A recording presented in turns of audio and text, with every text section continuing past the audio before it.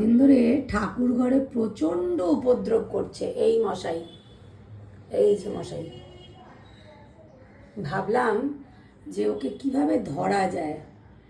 তা আমার ননদ একটা ইঁদুর ধরার, এটাকে কি বলো তোমরা, এই ইঁদুর ধরার এটাকে কিনে আমাকে দিল।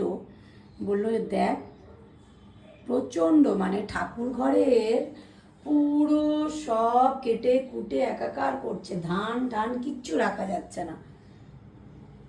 ধরেছি, বাবুকে বিস্কুটের গুঁড়ো দিয়ে ভিতরে ঢুকিয়েছি। বাবু তো ঢুকেছে, ঢুকে এখন বড় বড় চোখ করে দেখছে, দেখো বড় বড় চোখ করে। ও বেরোবার জন্য পাগল হয়ে গেছে। কোথায় যে ওকে আমি ছাড়বো সেটাই চিন্তা করছি, কোথায় ছাড়া যায় ওকে। আমি মারবো না ওকে, ওকে আমার এইসব মারতেও খারাপ লাগে, বাইরে গিয়ে ফেলে দেবো। সবাই বলছে ওকে মেরে ফেলো, এই করো ওই করো। তা যাই হোক, আমি দেখি ওকে আবার বার করতেও তো ভয় লাগছে। লাফ মেরে যদি গায়ে পড়ে সেটাও একটা চিন্তা আমার।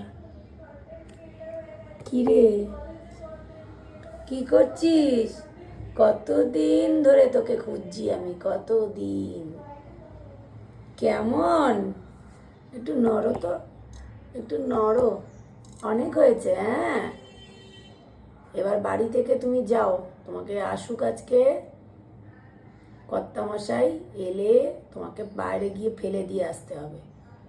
কেটে কুটে তাকিয়ে আছে, দেখো না, দেখো তাকিয়ে আছে, দেখো। আহা, আহা, কি মিষ্টি। টাটা করে দাও, যে আজকে চলে যাবো গো এই বাড়ি থেকে। এই যে